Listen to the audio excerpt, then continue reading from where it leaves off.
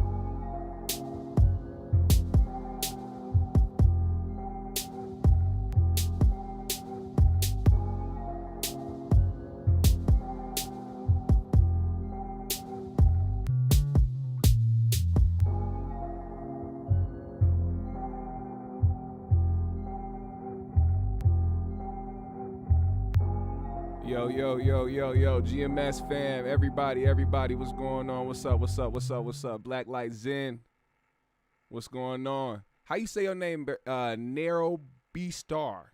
Is that how you say it? Nairobi Star? Or I don't know how to say that, man. You gotta help me say that. Aboriginal T, Lady Aries, Ben Slim, Wonder Man. All right, look, I'm about to put the StreamYard link in there. So don't forget, there's a StreamYard link that will be here for you guys to click on to add yourself into the stream, so that we can all enjoy a smoke together, multiple smokes together. Trust me, I didn't roll up yet. This is going to be a rolling experience. I'm going to roll and smoke with y'all. All right? Now, when I post this link, make sure you hit that motherfucker and pop up. And you got to have something rolled. You got to have something rolled. Sorry, I got my phone up to this motherfucker. All right. Now, hold on, let me get this untangled out of the entanglement. There's a StreamYard link. It is now pinned to the top. Hit the link if you got something rolled and you want to smoke with GMS and partake in the smoke-a-thon, in the Blaze-O-Thon. We're going to hold some good conversation as well. We had a dope conversation earlier. I'm glad y'all popped in for it. We already got one person in here, Black Light. Give me 1 second, Black Light. I'm going to add you in a second. Black Light couldn't wait for this shit. Also, shout out to him for helping me a little bit with my stream shit. As far as like the settings and everything, my man got me right. I still got to figure out this internet situation. Hopefully it doesn't fuck up on us during this session. Nairobi, like the city star, like in the sky. There we go, Nairobi Star. There we go. See, I almost said it right, but I didn't think I would. I don't think I've ever really read the word Nairobi. So I think me just looking at how it's spelled threw me off. I wanted to say Nair-Obi Star, like a weirdo. But anyway, shout out to you, Kid at Heart. What's going on? We about to roll up right now. Hold on, let me make sure everything is straight. Look at that. I see little issues popping up. Hopefully we ain't got more issues. We good? Can y'all hear me? First and foremost, can y'all hear me? Is anything glitching? Is anything pausing? Let me know. Let me know. Hold on. My bad. Hey, Black Light Zen, I'm going to add you in a second. Give me 1 second, bro. Let me roll this up first. And also, I want to wait for a couple more people who want to hop in. Whether you got something rolled or whether you got something packed. Hop on the StreamYard link. Let's get it. Who gonna outsmoke Big GMS?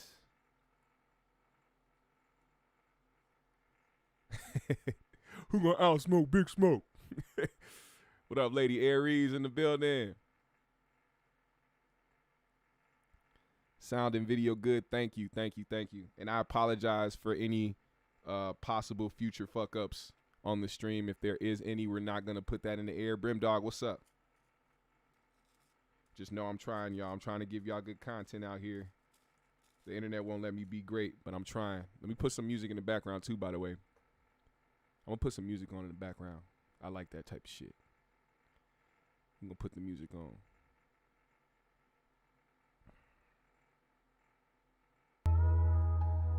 There we go. Thank you.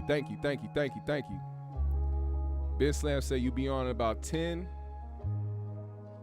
Oh, okay. Do your thing. We got somebody he's waiting to add in too, so we gonna give him a little bit of time. I'm gonna give you enough time because he said, do crack count? Shut the fuck up, nigga. He said, anybody got some Creels, go ahead and smoke that. You got some smack, go ahead and participate.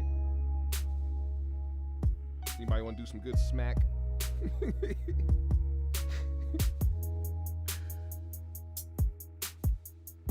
What's up, Universal Trappers? We about to get the smoke-a-thon going. I'm rolling right now. I'm waiting for some more people to add in the stream. Go on StreamYard. Hit the link on that StreamYard link.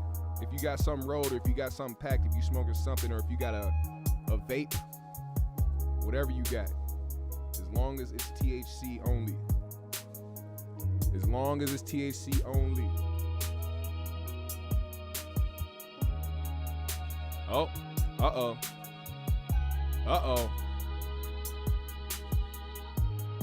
I see some fucking problems occurring. They say skip some frames. Uh-oh.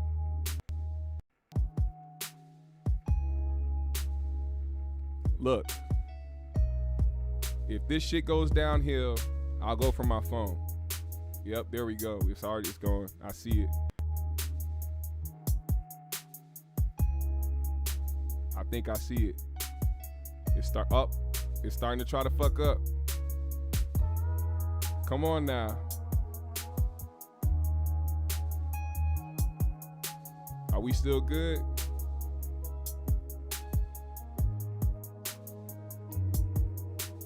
Please let me know if we still good.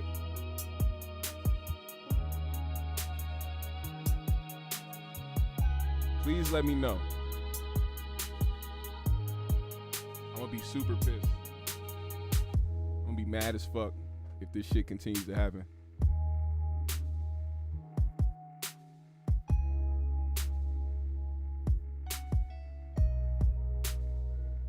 Can y'all hear me though?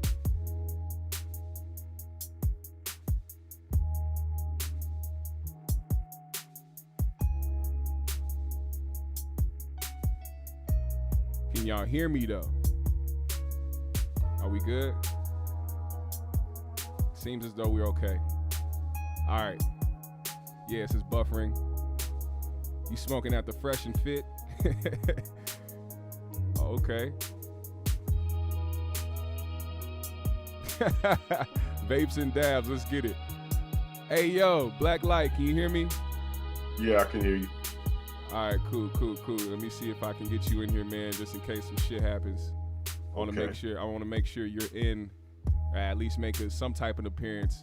Cause you one of the main ones that wanted to pop in this motherfucker. Hold on.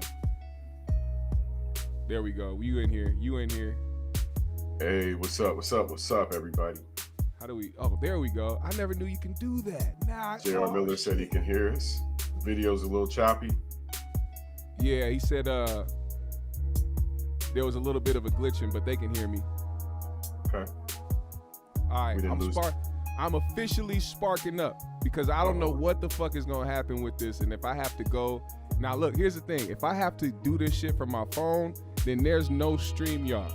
Unless I actually go to StreamYard and do it from StreamYard and add a bunch of people in, which I can do that actually, but I wouldn't have the same. Well, you know what? That makes sense, actually. You know what? That does make sense. So just to let y'all know, all right, full disclaimer. If this shit starts fucking up, right, and we get the fuck up out of here, just know I'm going to go to a remote location and I'm going to be in somewhere and I'm going to be on my phone doing this from my phone on StreamYard, all right? Just to get this fucking episode off, and I'm gonna have a bunch of road and just get this shit cracking. I don't give a fuck. I'm going to get this shit off. I am a fucking go-getting ass nigga. And I'm gonna make sure this episode gets the fuck off. I wanted to do this shit for a minute, but anyway, here we are. Black Light Zen is in the building. Hold on, I don't see your video. Or do you not have a video up? My video is up for whatever reason. It's not coming. Let me restart the cam. Maybe it popped off and popped on, or maybe I need to select the right camera. I'll get the camera hopping. Yeah, in a second though. But yeah, shout out to Lady Aries. I got the L sparked up, so I'm with you. I gotta admit though, I got some mid today. I ain't gonna get no goodie because I wasn't sure that this was gonna happen. Nah, see, we wouldn't have known it was mids if you didn't tell us. But that's some real shit that you said that. I mean, we got to be honest. That's all. Right, it's just exactly. You know what I'm saying? I mean, I had some potent over the weekend, like I said, man. That shit had me sleep. I was asleep. That's what I picked up today because I wanted to make this shit happen regardless. So I'm gonna make sure that this shit goes through the right way. And I pray. We did a test run. Didn't shit fuck up for like 20 minutes. It wasn't no signs, none of that shit. But something going on with my internet right now. And I don't think it's really with the stream setup. I think it's just the internet and the area we in, and like I guess a bunch of people's shit's been fucking up lately. Not just mine, but people in my neighborhood and shit. There's some weird shit going on over here. So I'm just letting y'all know it's not me. It's the goddamn neighborhood. But anyway, my man Black Light, I've been wanting to actually get you on the show for a minute, just to chop it up with you, man, because I know I see you, doing your thing and putting your content out and speaking on certain things. I wanted to make sure to get you in here to actually talk to you, and I'm glad you wanted to do this shit because ain't nothing better than two motherfuckers sitting back smoking one and chopping it up, bro. Oh yeah, I'm always down for a smoke session, man. And you seem like a cool ass dude. I want to, of course, help you and your show grow. Yeah, so on the technical side of the house, like I said, I got your back, and the same way I've been supporting Thon Lexi, I'm here for you. And we got a family, a clique going that we support each other. So right. It's all good from that perspective. And I appreciate that chat. My guy really took the time to try to help me go through my settings and try to fix some shit going on with my stream and all that shit. So I really appreciate that type of shit. Yeah, we gotta look out for each other, man. This shit, each one teach one, reach one. So shout out to the chat.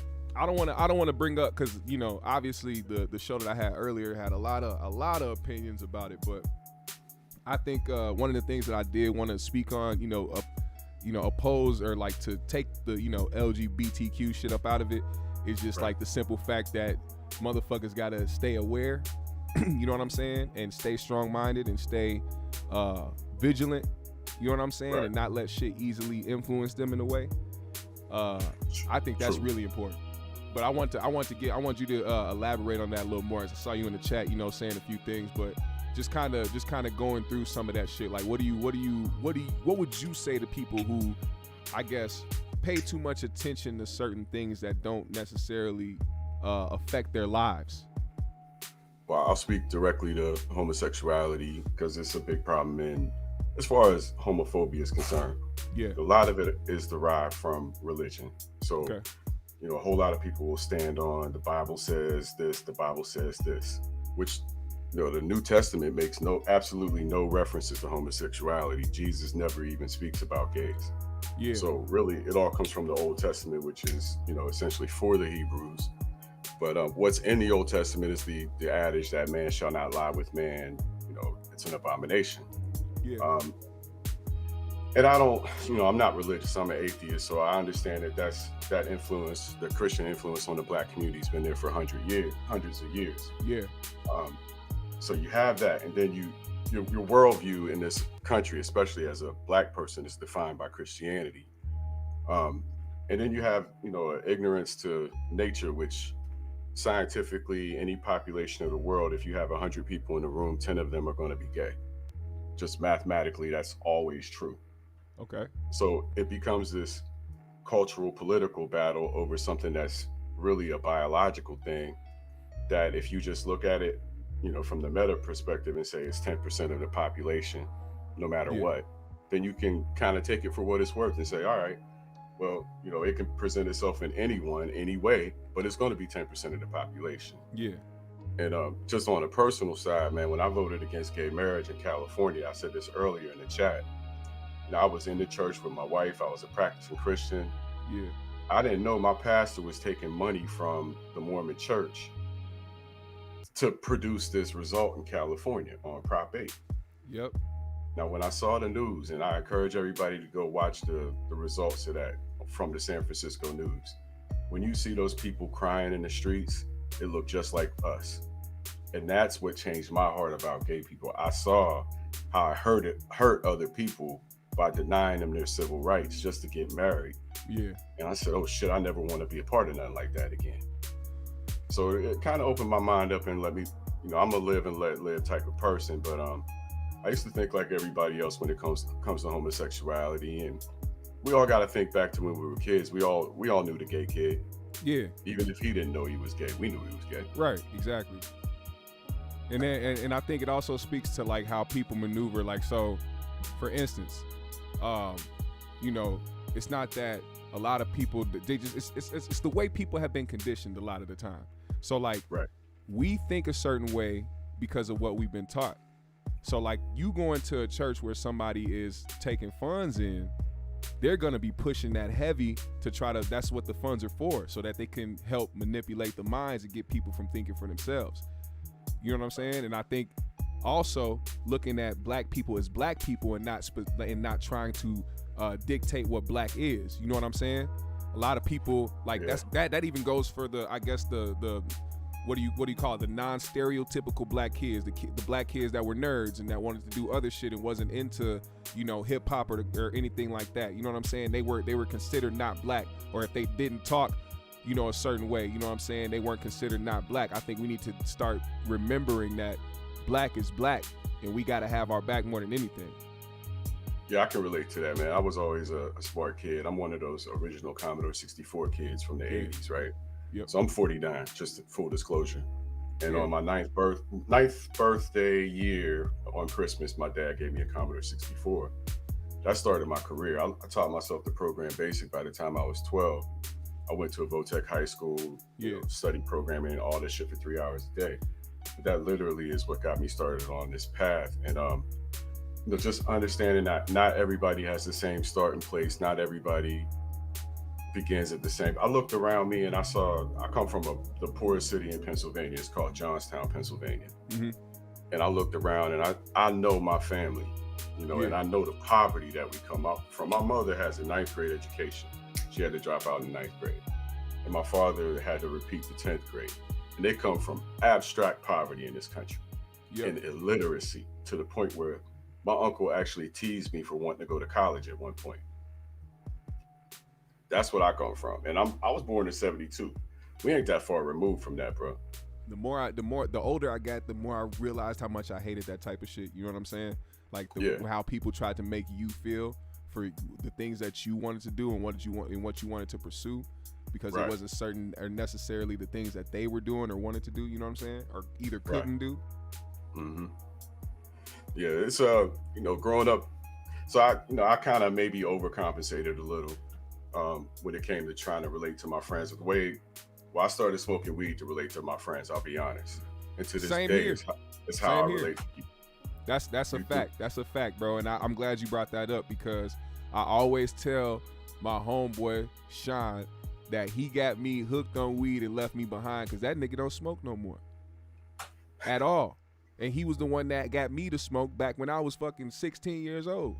Talking about, nigga, why you scared? You scared? You don't go home. And now look at this motherfucker. You know what I'm saying? Same here. Yeah. I was about 21 though, so I was full grown. And I never had a good time with alcohol. I'll put it that way. I always got sick and hangovers and all that shit. The first time I smoked and woke up the next day and was like, hey, I'm fine.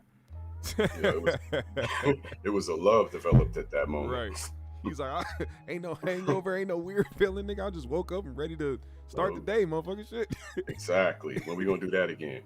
Right. Exactly. So I understand that aspect of it too. And then talking about parenting, bro, like being a parent, You gotta. It's different these days because of the access that kids have so easily to like different shit. Like if they wanted to, they can teach themselves some shit. A kid can go on YouTube right now and learn how to fix a car. Oh yeah, you know what I'm saying? My daughter proves that to me all the time. That's for sure. There's been plenty of times I went on YouTube and looked up some videos on how to do this or how to do that, fix some shit. You know what I'm saying? Like, it's easy for somebody to can be consumed to that, but never to forget that you are a parent and that you do have a role in your child's life, and you should be more prominent in their life than social media or their phone or their tablet, whatever the case may be. Yeah, you got to have those blunt conversations, man. Like I said, with a 14-year-old daughter, I'm at the point now where I ask questions like, are you going to show your ass for a hashtag? Yeah. Straight up. I asked her that. The first time I asked her, her reaction was, what? Because I want her to realize that's what's happening. Yeah. That's are the you real going to life. show your ass for a hashtag? You know what I'm saying? And she's like, no, Dad, that ain't me. And that'll never be me. And don't worry, I'm never going to be on that pole. And I'm like, all right, you say that, but we're going to make sure your ass ain't on that pole.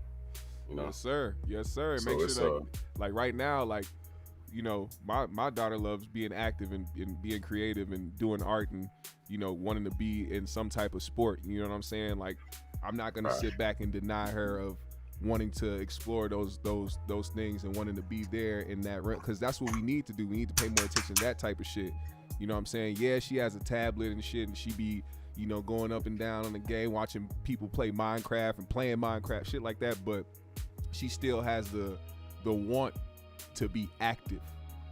You know what I'm saying? And I like that, because a lot of kids nowadays don't want to be active. They become a slave to that fucking tablet, that iPad. You know what I'm saying?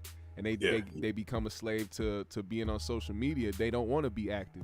A lot of kids would rather sit in the house and be entertained on they fucking whatever device that they have than to go actually be involved with society and like put their phone away. You know, it's important to keeping kids on course for college is one of those ways that you can manage that, right? So yeah, my daughter wants to go to a good school. That's been ingrained in her from day one. She knows she has to have extracurriculars. Yeah. So that needs to be a sport or a club or something social that gets her butt out of the house, involved with other people, and building that resume. But kids need to understand, like, I had no idea, man. I had no fucking clue. My hometown didn't prepare us for shit when it came to the real world. So I'm thinking, you know, I could just skate. Right. Go ahead, bro. I got a question for y'all now. Like, so just because of the simple fact that we smoking. When was the first time you smoked? This is a question for you, Blacklight, and this is a question for the chat. When was the first time you smoked, and what was your experience like? For me, University of Pittsburgh, it was my 21st birthday at my homie Tony Peters' crib. Shout out to Tony Peters, his brother Scott. Tony Peters. My sister was there. Whole crew was there. And like I said, I never handled alcohol well, but that day I drank some like peppermint schnapps and oh shit, smoked weed. And next thing I know, I was staring at the ceiling, happy. So he said, "How did I get here?" Yeah. It was just like all my friends did. Like every last one of my friends did. I was the last one, and so it was like a natural progression to just kind of all right. Glad I didn't stick around too long, because you know some of them got into other shit. But yeah, that's, you know, it usually happens the same way. Like smoking cigarettes, you're gonna wind up smoking a cigarette after you have sex with a woman who smokes. Yeah, that's I know exactly. Works. Yeah, I know exactly how. I know exactly what you mean. See, when I first smoked, I wasn't, like you said, I wasn't the one that was joining everybody at first. I was just seeing everybody smoking, and I was just around it, smelled the shit. It was cool. I wasn't really trying to smoke like that. And then one day, my homeboy was like, "Yo," he passed me the bowl. It's like, "Man, just take a hit. We gonna be out for a while. You be cool. You ain't gonna be high all day. Just take a hit." Right. And you know me, like I'm thinking about how my mom is gonna react, because, you know, my mom, religious woman, grew up in the church, sings in the gospel group, all types of shit. Like weed is like crack to her, basically, or was crack to her until, you know, niggas got older and convinced her what the fuck it is. But she like I was terrified of my mom. I did not want her to think that I was outside doing some fuck shit. But I was like, you know what? fuck it. I grew some nuts. I fucking hit that bowl and I sat back and I swear to God, it was like that the scene in motherfucking Training Day when he had my man hit that shit. And he put his head on the wall on the window and this was just kind of like seeing colors almost, but like it was just everything. Excuse me, everything got like vibrant and shit. Didn't know you like to get wet though. Right, exactly. Like it was like that type of shit. And I'm just looking out the window off like the first hip type shit. And I've heard people say like when they first smoked weed, how they didn't feel high at first. I'm like, I don't know how, because the first time I took a hit, I literally was like, yeah, I feel like I can do this shit forever. Yeah, I was nice. I ain't gonna lie. It wasn't no delay of game for me. It was right away. Yeah. And I got it. Went through stages, as a smoker, where especially if you become a serious daily smoker, you're gonna go through stages where a little affects you, a lot affects you. But if you're a daily smoker like me and Black at this point, we just regular when we high. We ain't high when we high, probably. Right. We just moving through the day. Right. Unless you're getting some extra potent and you sit down and you make it an effort.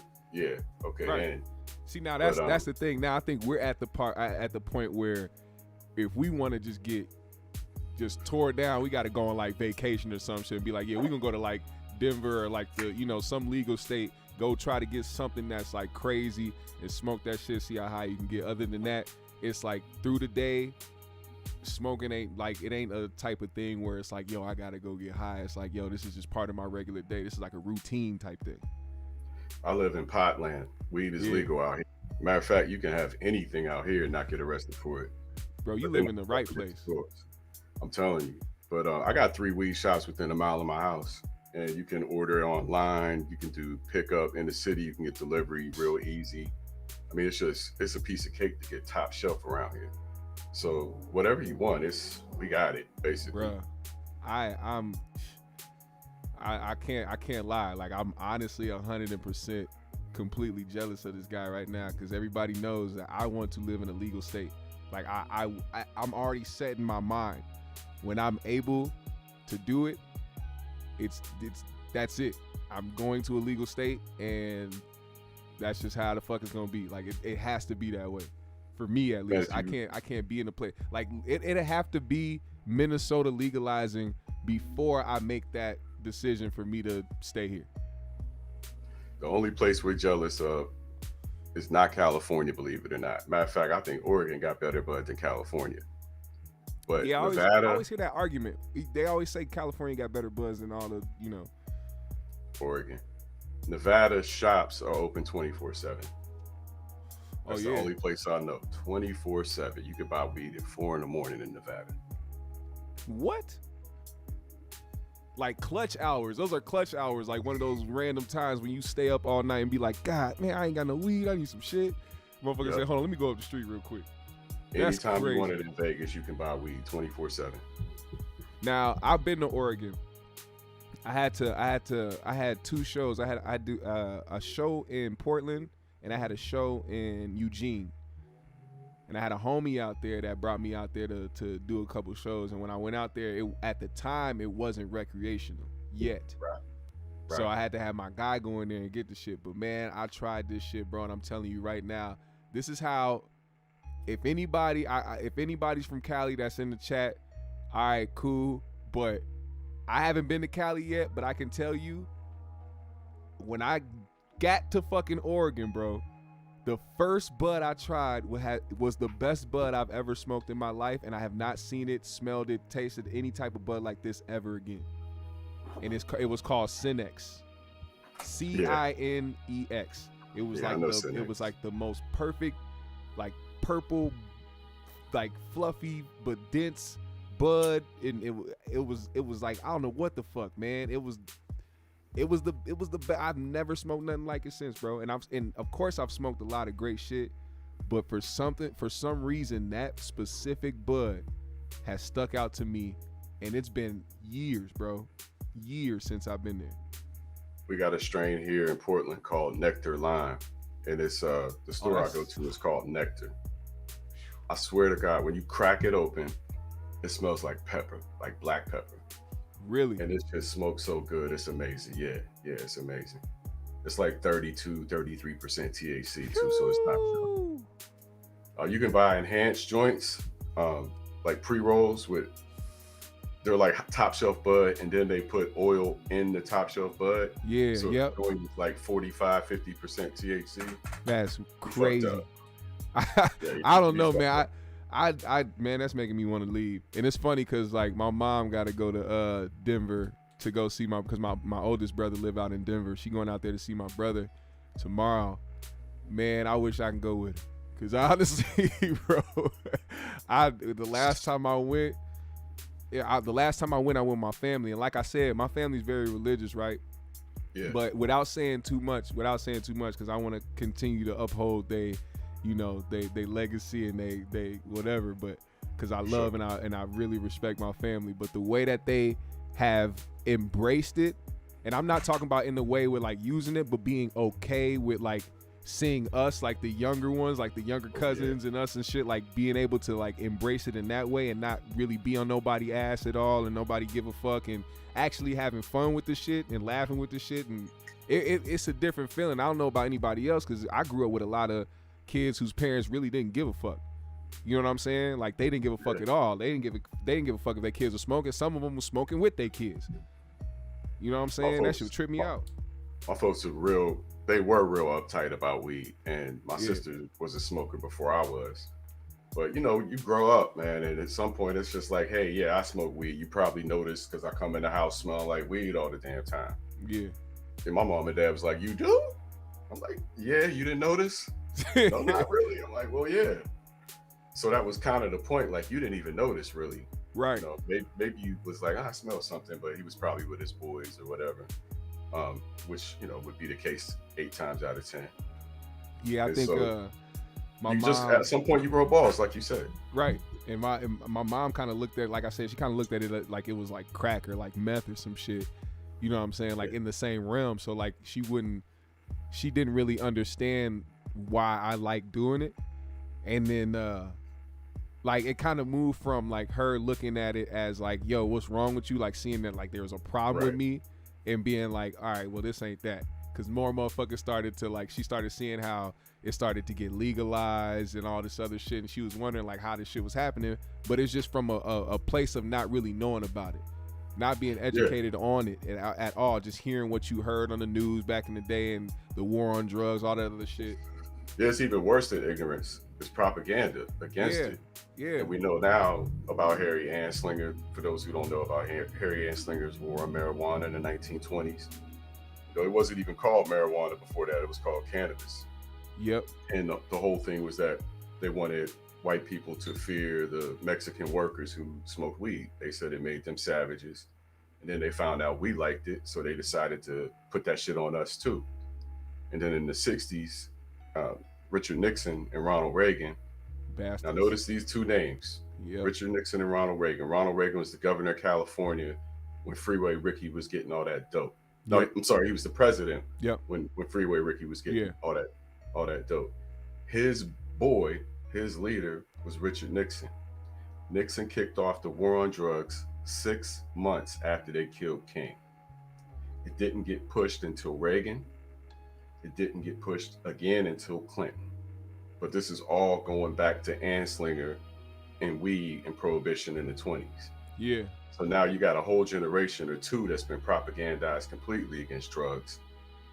Here comes the information age and all the mythology from the hundreds and thousands of years before us is starting to dissolve because we can prove shit so fast and disprove things so fast now that, you know, the hive mind is becoming a whole lot smarter. Right. No, for real. That's real shit. Pay attention to that. Also, we got Slim in the building. Let me ask Slim, man. What's up, Slim? What's up, Slim? Yeah, right. What's going on, bro? What's good, fellas? What's happening? What you smoking out, man? I've already been waiting in line and shit halfway done with, but you know, living life, you know. I'm glad you popped in, man. Oh no, man, glad to be here. Let y'all chat it up. We talking. Oh, what you say? Oh yeah, okay. I'm gonna hit the mute button. Let y'all talk. For sure. What's going on, Slim? Shit, man. Another day, man. Raising these kids and maintaining a relationship and paying bills. Yo, how y'all doing? I'm doing great, man. I'm glad you out there being a great father, man. You deserve that blunt, sir. Hey, do my best, man. I think a lot of the topics that you guys been broaching tonight have a big deal to do with the lack of fatherhood and male, what you want to call it, presence in kids' lives. They don't take it seriously until it's serious. So right. Yeah. But yeah, what's going down, man? We smoking? I'm too high already, so I do apologize. Nah, this is what this is for. This is exactly what this is for. Look, what we doing tonight is we gonna smoke and talk about some shit. The next thing I was gonna talk about was not only your first time smoking, but or actually, did you say your first time smoking, or did you type? No, I haven't. No, I didn't. All right, well, go ahead. My girl's still venting. I'm glad we're still on that subject. Go ahead and tell them. Fucking 12 years old. I was in the suburbs too, like Little Canada, Venice Heights, White Bear, Maplewood, East Side, St. Paul area. So like growing up, it was like the token black guy joke for real. Like, that was me. So like my best friend's older brothers were like 16, and then one was 21. They smoked weed all the time. Me and my homeboy at the time, we were like 11 or 12, and I just remember smoking and telling fucking wild ass like goose stories and shit that had nothing to do with nothing, but I had all of them dudes cracking up because it was just so random, the shit I was talking about, and they never seen that type of behavior out of me. And I think ever since that, I kind of love that feeling. I mean, that's one of those things where like I feel like weed has done something to where it's brought some great moments in people's lives, bro. Right, yeah. Like, I mean, obviously there was probably some detrimental aspects to it as well. There are some downfalls. I definitely wouldn't advise being not of a mature mind before you do it, partake. But yeah, other than that, I'm a productive, tax-paying citizen of these United States of America's free and we deserve to have legal weed. You know what I'm saying? This is the reason why. Ain't nobody want alcohol, bro. We just drink it because it's there. That's it. Bro, nobody want to drink that shit. They're scared of people being cool and nice with each other. they're scared of everybody being cool as fuck. Like you don't want to see that. You don't want to see that. They're like, won't make money that way. What's a world full of calm individuals, people who don't fucking panic. They won't make money that way. And don't involve themselves in hysteria. Factual. You know and drive correctly. No, it's wild, bro. Like, right. It's an entire, I mean, but at the same time, I've kind of embraced it at a young age as a lifestyle. I've never necessarily abused it and shit. Like, like, do my day and then I get high as shit, and then I go to bed. I'm not getting high at lunchtime and shit. I mean, COVID might be different stories due to protocols. Right. But yeah, exactly. Yes, sir. Right. So the meetings are a little more entertaining at 8 a.m. in the morning, but yeah, I don't see obviously nothing wrong. I've tried to interact with a person who was like nodding off of heroin and shit. At work and shit. That's not a conversation I'm not trying to have or recommend anyone else to.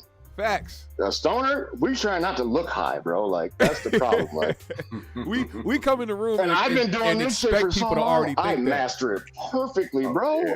Like how many times have y'all walked into a building with a bunch of people and then like you was high and you thought everybody knew you was high and everybody was looking at you every time, right? Does that feel like that?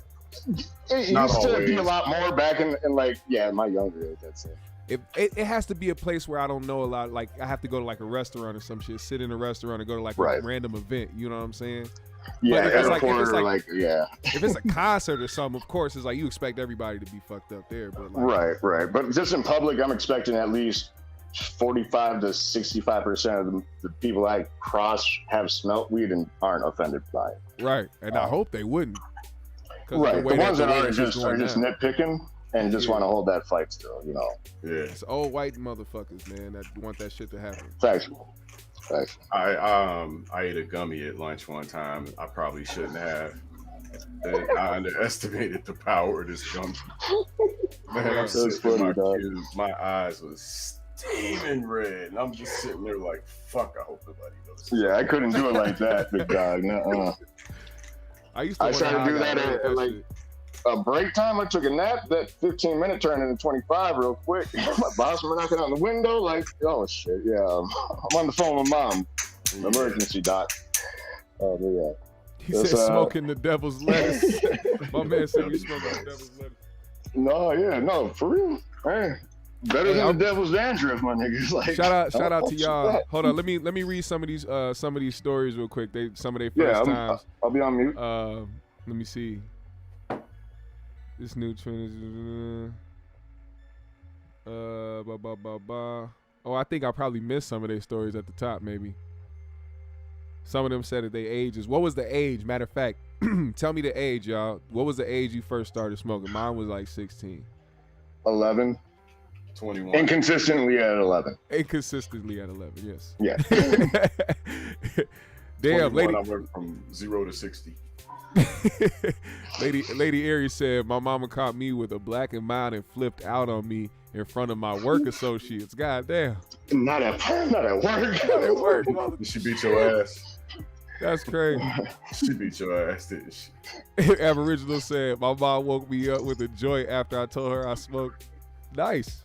I remember I got caught with a 0.5, nigga. My mom was devastated over a 0.5. I forgot it in my pocket because usually what I do, right? So around this time, and sorry, mom, if you're watching this on the low. Look, let me tell you something. With a paper. Bro, exactly, bro. I was like, I was in the weird. So what I usually do is I'll keep my weed with my homeboys, right? Because I trusted them. Like, I'll just, I keep with them. We all had our own shit. You know what I'm saying? Like, it was a lot of trust, and I knew motherfuckers probably pinch shit, but it was a 0.5. I would, whatever. Right. So I forgot to stash it in my homeboy's car before I got out the car because I was high. So I went in the house, and it was in my pants. I changed for bed, threw my fucking pants in the fucking laundry room. Mm-hmm. Went to go. Bro, I'm chilling, bro. I'm chilling, and all of a sudden I hear, "Quad." I said, "Huh?" Factual, I said, that sounds like the voice of somebody who wants to kill me. So I got up and I'm like, "What's going on?" That octave goes a little higher than normal. That little bag was dangling. I said, "Oh shit." Some dinky ass dime bag, huh? She said, I see you, Black. A black parent's favorite question to ask, knowing damn well what it is what is this? Right. You know what it is. You see it. I ain't gotta tell you. I got a story. Senior year in high school, we had just won the championship at 4A 2003 basketball and shit. We're at partying in the springtime, go to a bonfire. White people love bonfires. And I believe this is like 2002. So this is the Nokia flat phone with it's just buttons, right? Butt dials like galore, right? Right. I butt dialed my mom, doc, and I'm with the star player of the team. Dude had scholarships to Duke and shit, like, and my mom's like sitting down, listening to the entire conversation at the bonfire. She was one of them. She just listen. She ain't got shit better to do. Oh, opportunity knocks is here. No matter. Yeah. The entire conversation. So she's just waiting for me and my mans to get in the crib, and she's got a bowl of popcorn, doc. Damn. She heard the entire blunt, the entire like rose session, who we don't fuck with on our team and shit. Like, yeah, it was a good time. But yeah, because of that butt dial Nokia, yeah, that butt dial Nokia, yeah. For real. How did that pan out? What? We were pretty honest with each other. Like, I knew they always smoked. My mom and dad divorced when I was like 7, but I used to find trays under the couch all the time back in like the 90s. Like, what is this? They used to go in the bathroom and shit, like really hide that shit. Like, was like, you're doing crack and shit. Like, don't come in here. So me and my sister used to yell out fire and shit. They come out, be like, gotcha. Don't do that shit. But yeah, that's great. All the towels only wet in the middle. Right. Right. Why are all 4 of y'all in that little ass bathroom though? That's what I need to know. Bro, I'm telling you, like, I think and then so I have a daughter. She's 8.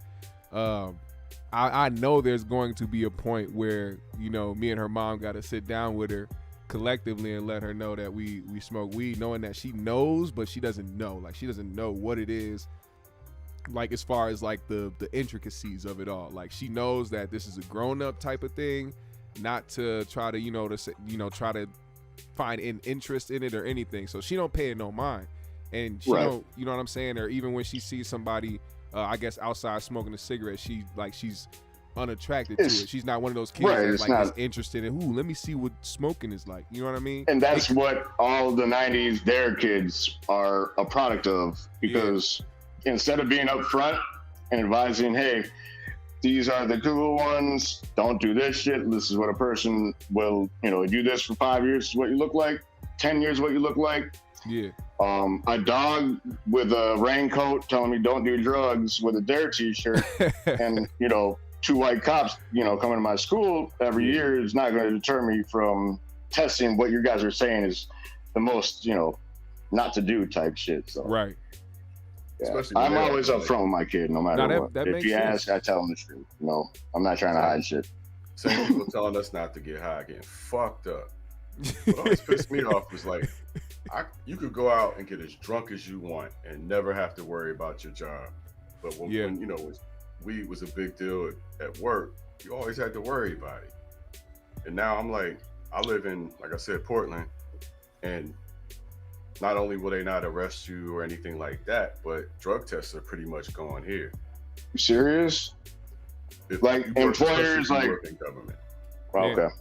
Right. Because let's say you work for a government agency that's receiving. Like I'm telling you, I'm about to be out. So it might be a memory here pretty quick, Doc. Right. Man, I love it here. I made my life here, to be honest with you, after the Army. But the county takes tax money from the weed sales. So how are they gonna test you? It's naive not to take that money. Yeah, right. That's facts. If you're functioning in government, I don't think we've been functioning for quite some time, but that's a different topic. Like I'm telling you, my foot is damn near out the door almost. Like I'm really getting tired of Minnesota fucking around with shit. Like there's no reason why they can't.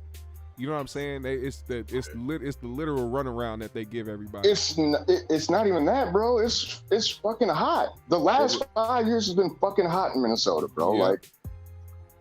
What would the police do if they police, media, drama?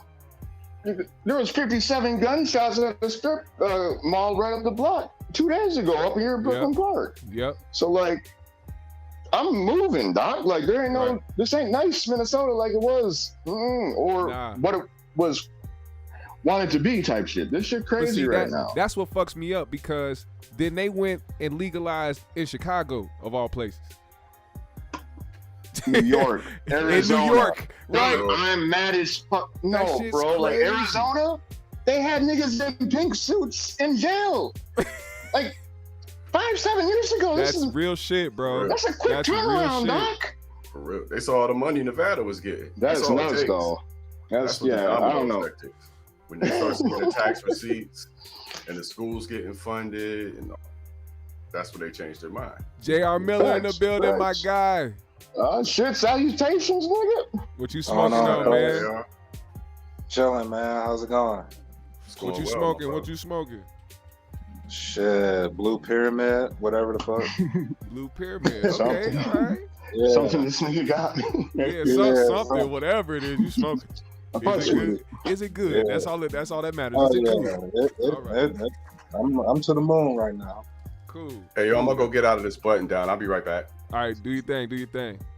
So now it brings me to another high question. Now, this is the fun question for y'all. This is for y'all, and this is for chat. What is y'all favorite high movies to watch?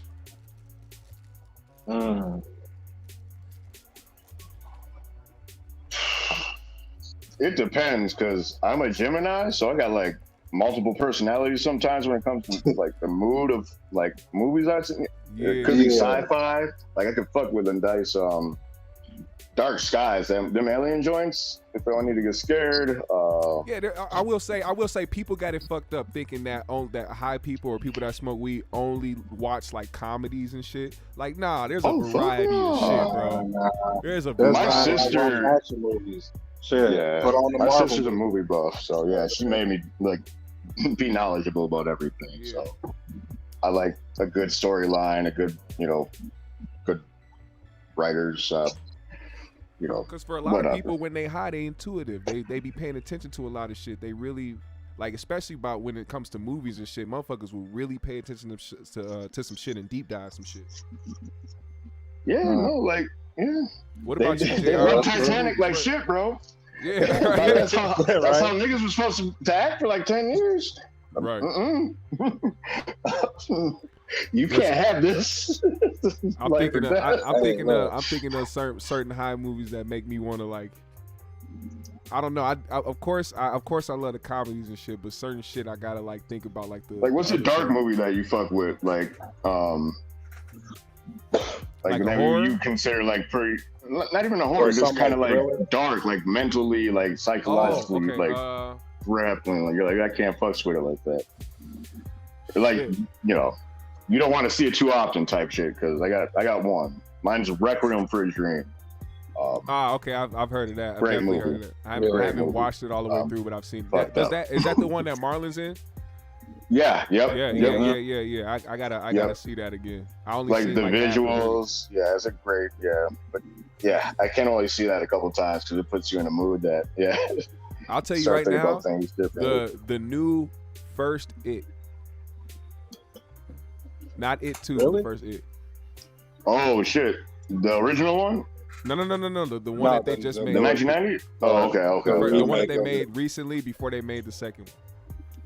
Y'all gonna have to bear with me. I gotta smoke a 1 because I'm out of papers. So. This is what this is for. You can smoke anything as long as it's weed. You can smoke out of anything or roll anything as long as it's weed. Factual. Exactly what it is. You got a pinch, you got a got bowl, a you got a right bong, there you got for a you. paper, you got a blunt, backwood, frontal. Hey, you can use your hand. Using the wrong trade, man. I know, bro. I know. I should have done that. That was bad market placement. That was bad market placement for real. Hey, yo. My apologies, man. I gotta tell you. Replay. I gotta tell y'all another story. This brings up another story for me. So there was a time when certain homies, they thought they were like real creative. So back in the day when we were teenagers, when we didn't have nothing to smoke out of or didn't have no money to go get a blunt or some shit or some joints, because didn't nobody roll no joints like that, my homeboy started making like little bubblers out of the small Gatorade, the little mini Gatorade bottles, the little shits like that. So what he did was he took the top off, he took a little metal lug nut or some shit like that, and he burnt a hole in there and put the lug nut in there, taped around it, and made that the fucking the bowl, right? And then just this was the top part was to smoke out of. So niggas was just smoking it like a like a bubble, gravity bomb type shit, kind of something like that, just like a little bubble. Basically like a little bubble. Yeah. So it was working. It was working at first, and it was like, all right, cool. Then all of a sudden, motherfuckers got ahead of themselves, right? He thought he was some engineer of some sort. This motherfucker took 2 Aquafina bottles, taped them together, and then put them on top of the Gatorade bottle and tried to make an extra long ass motherfucking bottle bong and shit. Like, it was all the smoke went through the crack, man. All the smoke stayed at the bottom. All the smoke stayed at the bottom. He was trying to burn it, but it was all staying at the bottom. And this was my weed that they was burning. So I was like, yo, stop. Chill. I was like, take it out. Now listen to this. And nothing worse when it's yours. My homeboy said this. I was like, yo, just take this shit apart and let's just keep, smoking it how we were. He was like, man, you take it apart. I said, huh? What? Excuse me, sir? Me? You put this atrocity together, motherfucker. You better fucking take this shit apart.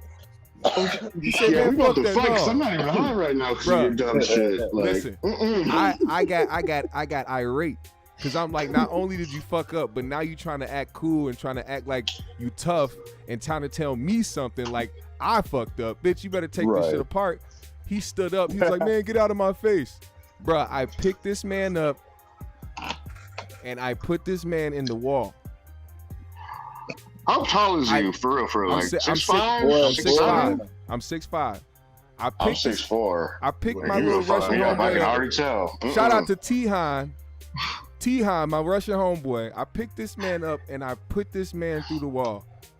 Was he a foreign exchange student? No. He was just Okay. He was just a little cocky little Russian motherfucker. I love that nigga, man. He's one of my best friends since like middle school, but he had to get put in the wall that day. A lot of attitude. I ain't got no phone sense, so don't He mind fucked me. up the bundles. And all the homies that's sitting around on the couch and shit looking, not doing nothing because they high. They all sitting there watching shit. It's all silent and shit. He pulled himself out the wall and was like, he looked at everybody. He said, "You guys are my real friends." He fucking walked out. He biked his ass home, bro. You guys are my real friends. Got in his bike and biked off, bro. And I was like, all he had to do was take the bottles apart. Why the fuck did you have to go through a wall, dog?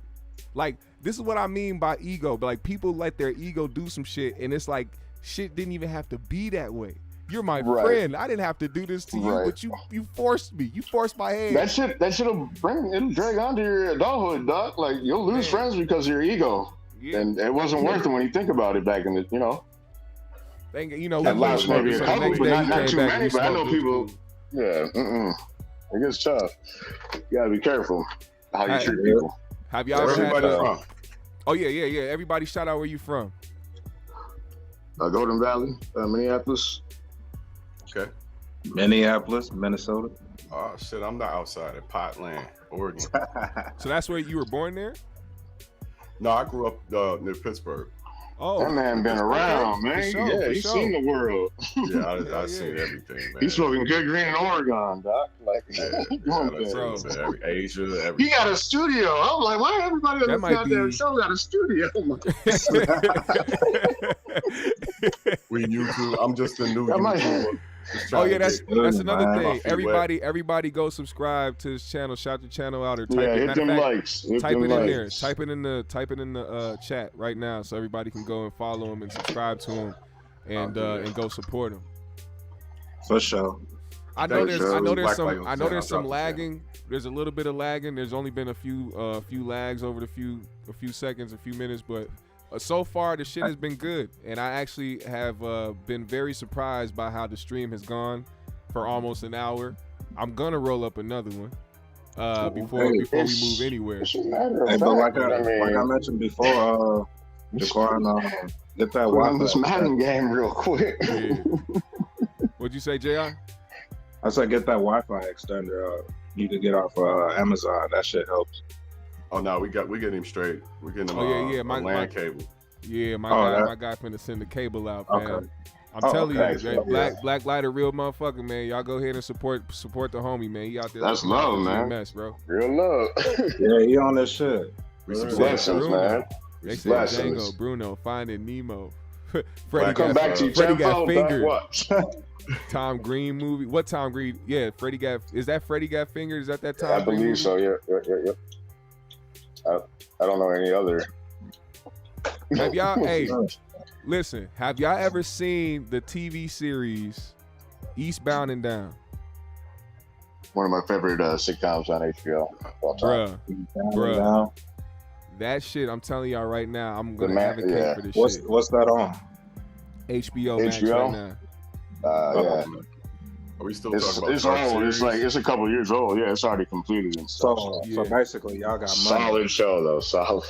Is that what like your dark series or dark movie? No. It's like it's something the opposite. It's wild as fuck, bro. It's something I know for sure that you would, bro. Black Light, you love that shit, bro. You would actually. It's like Brock Lesnar and Gronkowski like mixed in one, and he's like a AAA, baseball player trying to make it the bigs, and he don't give a shit about nobody except himself. Right. Yeah. Sounds about right. And I mean, nobody is fucking hilarious. Like his sidekick is fucking hilarious. He gonna do some shit is fucked up, but you gonna laugh at that shit anyway. Because he's got that dumbass haircut too, Doc. Yeah. I laugh when I'm nervous, man. The chat said it's Danny McBride. I love that. Yeah, Danny McBride. Yep, factual. Funny, man. Yeah, he's a good one, man. He's actually he's low key like a good supporting comedic actor in a lot of those. Standalone. So Tropic Thunder was his first joint or not, but Tropic Thunder, he was funny as hell. Yeah. Now one more thing. No, this isn't a comedy. So well, I guess it's something that you might laugh at, but some shit that caught my interest a while back. It's this shit on Netflix that's called The Midnight Gospel. And it's this it's this cartoon, but it's like some dude from some dimension, some little cartoon dimension that like does a podcast, and he goes to different realms or different like places across the galaxy and shit. Yeah. My man Duncan? Bro. Duncan's a G, bro. Like, yeah, he's a comedian. Like, I'm a Joe Rogan. They go through a whole bunch of crazy shit. They do a bunch of crazy shit, but like they talk about some like real shit while they're doing like random ass shit. It's hard to explain. You just have to watch the Midnight There's an Gospel. episode on there where it's his mom's like last like words before she dies. Yeah. And it's an entire episode or a cartoon. That's the finale, right? I believe so, yeah. Yeah. But yeah, that shit down really there good. made me cry, bro. That shit was it made me cry, bro, for real. Like thinking about it, my mom wouldn't do that shit. Yeah, like that shit it got super deep, bro. Super deep.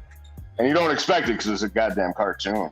Yeah. And I think like that kind of duality, like with your mind, might kind of play some tricks on you. Yeah. Overall, great show. Oh, you said dudes who made Adventure Time made that show. I can see that. Right, yeah. I can see that for sure. What's it called again? The Midnight Gospel. The Midnight Gospel. Okay. Yeah, he goes really in deep. I actually like him a lot. Like, and he's not too like political left or right. He just kind of digs deeper beyond that, like within your spirit and soul type stuff. You could tell he's done his fair share of psychedelics over the years. Maybe too much, yes. Yeah. Maybe too much. You ever see Hamilton's Pharmacopoeia? Or Pharmacopoeia? Yep. That's my shit too. Yep, Pharmacopoeia. He do some wild I shit. haven't. What's that on? Or is that a whole movie? I'm not sure. That If might be I think it's on Netflix. Netflix or Hulu. Yeah, it's on Hulu. But he's a scientist or a PhD, and he basically experiments with drugs around the world. That's when I first learned about the toad and all that other shit, and like that's like Dr. Hart. Yeah. Old boy from goddamn National Black Treasure right there. That man do every drug every day. Well, he doing a little too much these days. That's At crazy. some point, when you say I'm doing heroin, I'm like, like, bro, you gotta chill, fam. hit the pause button. It's like, why, you ain't got no substance, you ain't got nobody to we tag just you. made an extra letter for LGBT. You doing too much. I was slap with nobody. you right up the smack. Right, like he just and This dude teaching literally kids tries to pay like pull my kid out of that class immediately. What about I've been so fooled by a crackhead before. what about classic TV shows? Oh shit. You're gonna go with the obvious or obscure? Either one. You can whatever you can think of. Sanford and Son, Jeffersons. That's right off the top. Good Times. Good Times. Those Okay. three. Yeah, I like Martin, Good Times. obviously, in Living Color. Yep. I'm an 85, middle 80s baby, so yeah, that lineage from up for comedy was special because it wasn't Def Jam or Def Comedy Hour and shit. Yeah. Okay. I used to wait for Friday at Apollo. Apollo came on. Sometime at the Apollo. Yeah, that was my shit. Even though I was tired as fuck, I'd wake up and my mom would wake me up and watch it. Yeah, it was good stuff. Remember the Rick Avila's days? Rick would come out with some wild shit on, lips off. Yep. Man. Yep. That was a I fun was having dreams of being up there rubbing that log and shit. Yeah, like good times. Good times. Hey, wild shit. I gotta mention this. Joshua Pace said Robert Downey Jr. went crazy. LMAO, I know it's blackface, but his character was funny, bro. What do y'all think about that? 'Cause I saw people try to bring that back up. I didn't, bro. I'm not gonna do it. Get the That fuck. shit was hilarious. Exactly. It was art. Exactly. And then If you want to pen it that immediate like 2 weeks of that release movie, I want to hear shit about what happened in the past. Dog. The Like, whole so- point, Let me the tell you whole my favorite point part of that whole- shit was the fact that it was that it was not right. That was Well, the that's whole all My point. favorite part of it. When dude said something about Australia nigga, and he grabbed him up and he said, "Our people have been held back for 400 years." Here's that word. Me and my dad watched that shit about a month and a half ago. We fucking died That shit when we was saw that. hilarious. My son don't know how to look at that character. Like, I try to watch it with him, and he's like, "What is that?" And I'm like, "No, I'm not even gonna explain that to you." You'd have to see. Adults don't get it right now. Yeah. Right? You'd have to see it when it came out, or you wouldn't have appreciated it like we appreciate a lot of shit that probably would have got canceled today. Mm-hmm. But it's at the same time, nigga, you can't take that shit away. Like, nobody's gonna bring up Eddie Murphy's stand-ups from back in the day because you can't beat those. The culture around that as like comedy, the comedy world, the fans of that period would be like, nah, fuck out of here.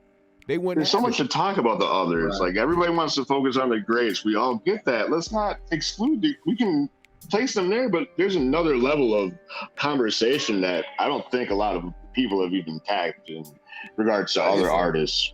It's always Jay-Z, Tupac, whatever, but there's so many other tiers and layers to this shit that it's not that simple, I don't think. Well, talking about comedy, now that's a good topic. Let's get into that, because I saw recently Ryan Davis posted his top 10 favorite comics and top 10 funniest comics. And if I have the list, hold on, should I read this list? I think I'm gonna read this list off. Let me see. Is that his network? I need the top 5. You can't fight over 10. What's that new network they're on? Ryan Davis and them. Oh, he deleted it. Oh no. What the fuck, bro? Damn. Did he or did YouTube? No. His he posted it on Instagram. Oh, okay. Damn, I should have screenshotted. He must have left Corey off the list. Damn, I should have screenshotted that. He did. Corey was not on those lists at all. He got left off. For I dead ass, and I was about to read it all off. Take that list down. Take it down now. Yeah. You thought that shit was gonna stay up? Yeah, you gotta screenshot everything these days. And they're actually they about to do a show together. They about to do a show together too. Windows busted. We call you crazy because you saw some shit. Yeah, they about to do a show together soon too. Ryan and Corey, they about to do a show soon. So I don't know if it's really technically like on purpose, but of course people was in the comments trying to like subtract people and add people, but I ain't see no conversation around Corey in the comments either. I was trying to see who people were gonna say, like what people were gonna say, because he named some people, but at the same time, you know how people are about the top list and they favorites and shit like that. They gonna feel some type of way when somebody posts something. They gonna inevitably try to talk about who they feel is the best instead of going and making their own top. Like they gotta. That's a fucked up part about this, like today's society and how people in like how they digest shit. When they see somebody make a personal preference about something, they immediately make it about themselves and be like, "What the fuck? No, you gotta put that." It's like, how the fuck do you not accept the fact that this is some shit that this person likes? That's crazy to me. The fact that opinions have so much weight in these days from just anybody. I don't know if y'all like fuck with like JVP, but the nigga Ice on that show was like, he asked like a rapper that he was talking shit to. He's like, "Why do you care about me, Doc? Like, I'm a little man that works at Foot Action. You make millions, and you mad at what I said about you." Oh, right. They're all so in their feelings that it ain't. Yeah. Soldier. It ain't the way, the way communication should be interpreted, at least. In my opinion. What up, Boogers? There we go. Yeah, you talk about Soldier Boy Slam. Soldier Boy Slim. Soldier Boy was in the mall. Yeah. Soldier Boy. Oh, are we talking about the necklace, or what are we talking about? Like, yeah. There's so many that's the other shit. There's so much dumb shit that they all blend together to me. I don't fuck with like Instagram and like pay attention to all like what is happening, but they all blend in. Last I remember about Soldier Boy was the headband and him fighting tricks at the alley. I think it's very dumb. I think it's very dumb that people actually give that much of a fuck whether or not somebody has something that they perceive or that they think is real or not. If somebody has something, whatever they buy, that's what they buy. Right. Like they bought it. They, you know what I'm saying? They bought it. That's just proving that they view that you should be spending a certain amount, no matter, even though they don't have that shit. Like, yeah, Yeah, it's a dumb point of view, and you should keep that shit to yourself. It's also the culture's fault. It's also the culture's fault for trying to up one another and trying to prove something to one another. Right. If I go to Zoomies and get a goddamn chain for fucking $300 and people think it's real, why spend $300,000? You know, like I don't know. I think a lot of artists or a lot of entertainers honestly would still be wealthy and still have a lot more money and still could be able to save and not go broke if that entire culture around trying to have material shit and trying to keep up with one another and one up the next person didn't exist. Right. And that's the thing, like we're in a game where it's pitted against us. If you notice, country artists don't fight each other, rock bands don't beef with each other. There's not rap and hip hop and R&B and black centric art forms are always the ones that have negative, and even if it's a viewpoint. Yeah, say though, Slim up. Yeah, go ahead. Black folks, we got to compete for resources. We always have. Right. We're 14% of the population and got 3% of the resources. So we're always working with less, and that creates a tension amongst each other. That's just pure competition, and that's where you get hip hop. And out of that pressure, you get diamonds. Now you get that far. You might have a diamond like Diddy to represent 10 million niggas that ain't got shit. Right. Yeah. That'll never do shit. But this nigga represent them, like no matter what. But he's shining, so they happy. But yeah, if we get out of that like mentality, we could do so much more, yo. Like just as a commune, organization, communication. Communication probably being the biggest thing. Nobody likes to talk face to face. Nobody wants to be, hey, I apologize. I might have fucked up right there. My bad, doc. Like, I didn't mean it. I had no ill intentions towards you or anybody you know by my actions or my words. They just go off Front Street because you might have got in your feelings and said, some shit you might not have meant in the moment. So, like, we have to understand it. Like, we all are human and we all have emotions. We just have to kind of like gauge each other and communicate better. And I think if we can master that technique, like all these other fuckers that are just making money and just storing it, and we're like, where's ours? Yeah.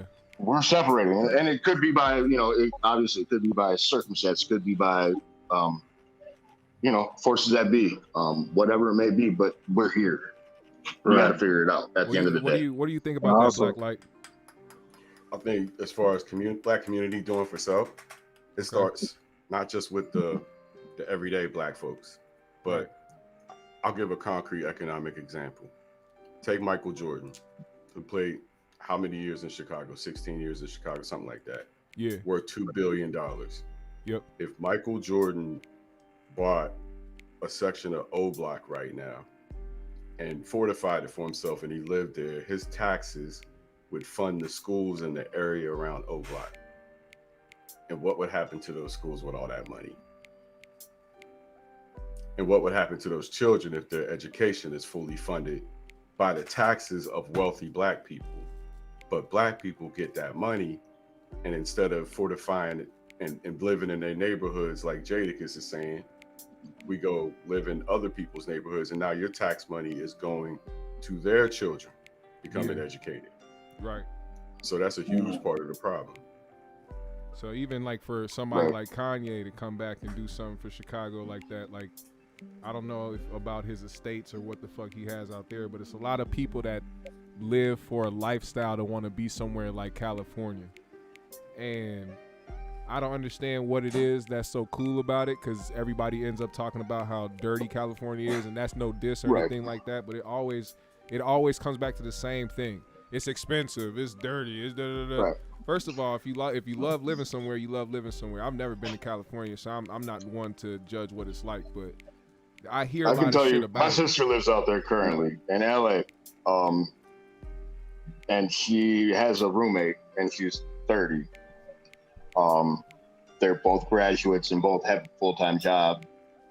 Don't have kids, but they have to do that just to live. Because if you go anywhere else where they're at, they're paying $2,000 for a one-bedroom apartment. Yeah. LA, I meant too, by the way. Not California as a whole, but LA. LA, specifically. yeah, LA, yeah, specifically. Because it's the city of dreams. Right. I know California pretty well. I lived in Sacramento for 5 years. Oh shit! Oh, really? Yeah, he knows. Yeah, that's. I married a woman from Oakland. I married a black woman from Oakland. Like I said, I'm the blackest man in America. But here's what you need to know about California and what you got. You got the locals who are used to it, so it's just home to them. You got the people coming looking for stardom, and their expectations are way up here. And then you got people who move there, relocate for jobs and work or family or whatever else. And what I've learned about it, no matter what your situation is, it's one of the best places in the world if you're rich, and it's one of the worst places in the world if you're poor. That's California in a nutshell. If you're rich, you can have a fucking cliffside mansion with glass windows overlooking the Pacific Ocean and no neighbors for how many feet. If you're broke, you're in this mega complex with all these fucking turns, twists. Yeah. I mean, I've never seen apartment complexes that big until I went to Asia. But in California, man, you can actually get lost in an apartment complex. Damn. That's nuts. It's crazy. Nah, it's still definitely a place I wanna definitely visit LA or California. It's a good place to visit. I want to go to multiple different places in California, but just like, of course, LA, you got to see that. But with that regard, with that being said, what do you guys feel about us being in a world where people have to apologize for the things that they say that they mean? To be a part of an industry. How do you feel about people having to apologize for things that they say that they actually mean? The mic's off. In other words, the baby meant what he said, but he had to apologize to be able to perform at you know what I'm saying, at certain spots. To be a part of an industry that only takes from you. Is that just doing it for the image? He doesn't give a fuck, bro. He don't care, bro. You're mad about his money, that's about it. You think, this the money. He don't care about that apology, and that's what everybody's mad about. Right. So, like, I think there's two parties arguing about this different shit. I don't think they'll ever find an even ground.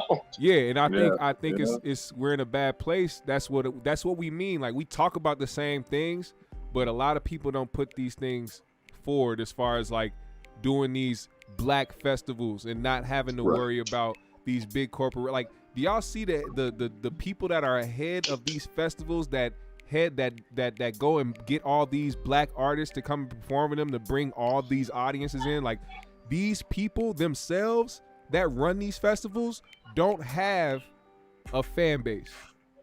They will have the bag to give to the people with the fan base.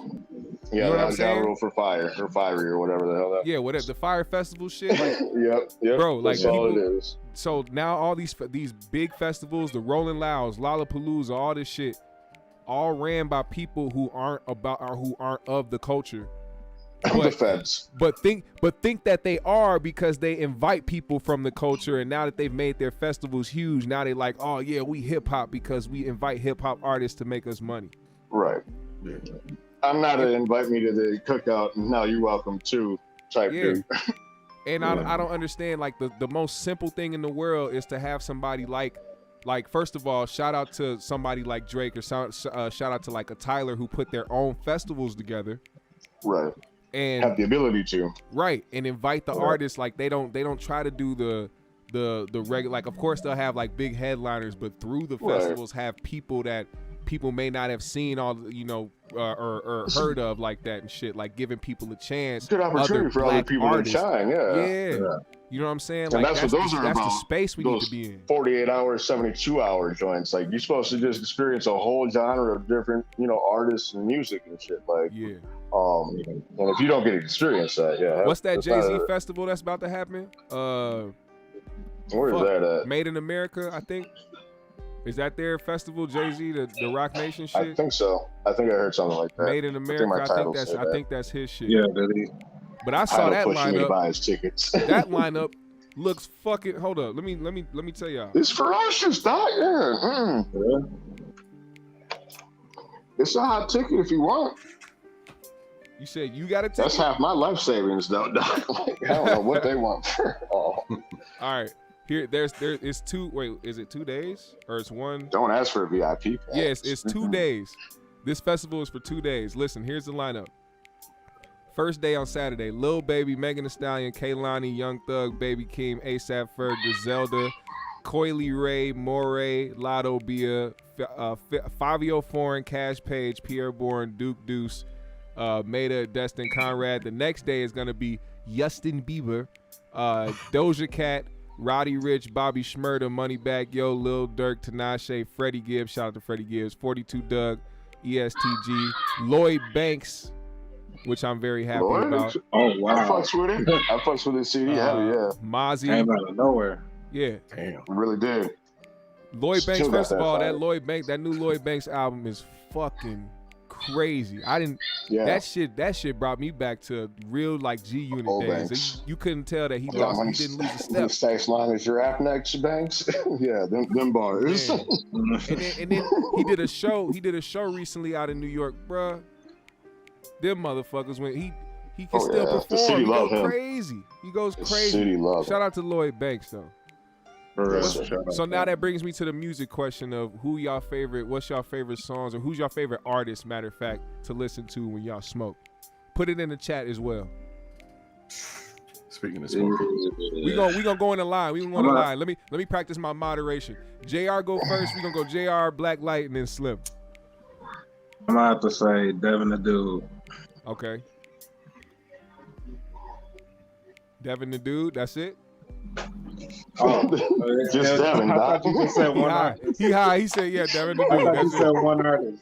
Which is fucking hilarious because that motherfucker got so much music. He got so much music and so much great music to listen to. That's pretty much all you could listen to during a whole session like this. Like, he has an hour of music that you can listen to if you want to smoke for an hour. His new shit jamming too. Yeah. Well, that's 2 CDs I'd be fucking with. Funky jazz joints. Yeah. Sometimes my mood switch up, so it'd probably go from Devin the Dude to fucking somebody like Lil Baby or something. I don't know. Okay. All right. What about you, Black Light? So I like to chill when I smoke, so I listen to some old school, some Anita Baker or something like that. Some Angela Winbush, that 80s, mid-80s funk. That's my laid back and chill smoke. Okay. Some Alexander O'Neal, something like that. That's tight. Hey, I like that. I like that lineup. That's that smooth shit. Go ahead, Slim. To keep it real, bro, like I like analyzing like newer music, like, and that just started when I was 30 because everybody was hating mumble rap, and I was the one that kind of took an opportunity to kind of take a step and kind of give it an opportunity. Yeah. Lil Baby's a fucking man, like, and he's dope. I'm grateful I'll open my ignorance. I'm just point proven. Nothing wrong with listening to music, no matter if they old head, young head, Here's the thing that we forget. As music shifts, the different demographics come in and kind of change shit up. Like, you're not going to the people that's from up north ain't gonna get the slang of somebody from the South type shit until the South music starts coming up and being more popular. Like, there's a lot of Atlanta rappers that's popping, but it's like the way that they say the shit that they saying, people kind of categorize it as mumble rap. And if you actually listen to what they saying, motherfuckers is putting raps together. They putting raps together. Yeah, you just have to be open-minded. And obviously, there's a different cadence. Louisiana boys go off differently. I see Currency in the chat. That's one of my favorites to listen to. Like, he's another person where, like I said, if you want to say you wanted to actually be like, yo, I want to smoke for an hour. He has an hour of music you can listen to straight through. His voice, he go in. Yeah. Or even West Khalifa. If I'm representing the old school, I gotta say, first, Dre and Snoop. Second, it gotta be like Busta Rhymes, man, or Redman. I would say Redman. Yeah, Redman still to this day is top tier lyricist. Yeah. I want people to understand that Redman taught me how to smoke a blunt. Hey, Redman taught me how to roll a blunt. Real shit. I listened to that shit 15 times. in like literally like 3 hours. And that's funny. my mom. Wiz taught me how to do the boat method. That was how I first started learning how to roll joints. When I saw that video, if anybody get a chance after this stream is over, go and look up the video, Wiz Khalifa joint roll, and watch him roll a joint. And it's the boat method. This is for the people that refuse to roll joints, bro. I'm trying to tell you right now, this is the easiest way to do it. All right, I will show you right now, but I don't want to. I could roll a blunt though. Oh, somebody said Larry June. Larry June is dope. Larry June is dope. Hey, listen to I fuck with Division too heavy like that. Yeah. They got good high music. Oh, Division Jackson 5 when you high. Little Brother. Nas, Devin, Little Brother is definitely just. I love those guys. They had a recent album come out. That shit was fire. Them dudes still kicking. Fonte, Little Brother, Fonte, all them. Yo, fuck with what's your favorite like gangster rap golden era album? Ooh, shit. I'm sorry to put y'all on the spot, but I mean, let's throw out the Chronic. You can't say the Chronic. Okay. I like that. That's a fair rule.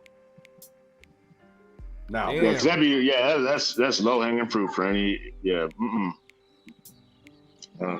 music. If we really want to be picky, we could throw out Snoop too, but we won't. Music. And then I was of course thinking about the first album, but it's like no criteria. Just the Chronics out because I had every nigga in the goddamn game on it. Compton's Most Wanted, Music to Drive By. Okay. Shit. All right. Above the Law, Vocally Pimpin' was the shit. Living Like Hustlers. For me, the shit. For me, the Above the Rim soundtrack. For my era, I'm gonna say, and please forgive me, I forgot the name of the album, but it was a 3-6 Mafia album. They have so many I can understand. Right, it's all good. There was a song on there called "Lick My Nuts." It's probably one of the best shit. Listen. Juicy's still doing that shit to this day. Listen to Lord Infamous. The way Lord Infamous was flowing, his cadence on that song. This goes back to what we were talking about when we were talking about the Migos flow and how they were like. Go listen to "Lick My Nuts" by 3-6 Mafia and tell me that this motherfucker Lord Infamous didn't sound just like one of the Migos, like, and not even because of like, that's like the shit that they heard in their subconscious. Right. He's one of the originators of that. A style is gonna be birthed from something, no matter what. Even if they think they've developed it. Infamous, they heard that shit in a Wendy's commercial or some shit. I think Lord Infamous was the one to kind of start the way that because they kind of had a similar kind of way, but Lord Infamous, the way that he was in the pocket with that shit, just like me looking at it from like an artist standpoint, I see how he was trying to do shit, and it's just like the Migos. Yeah, I mean, you stick to a lane and make that fucking paper as fast as you can. America's Most Wanted.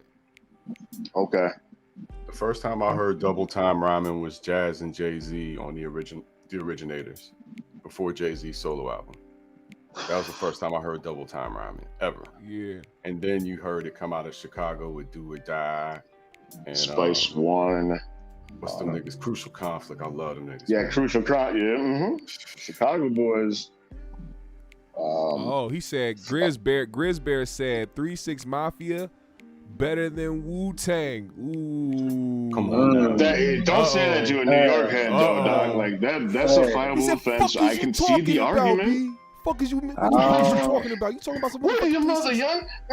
You talking about them niggas that was over there? That was over there doing that stupid shit. They was over there doing them X pills. Hey, go get rough.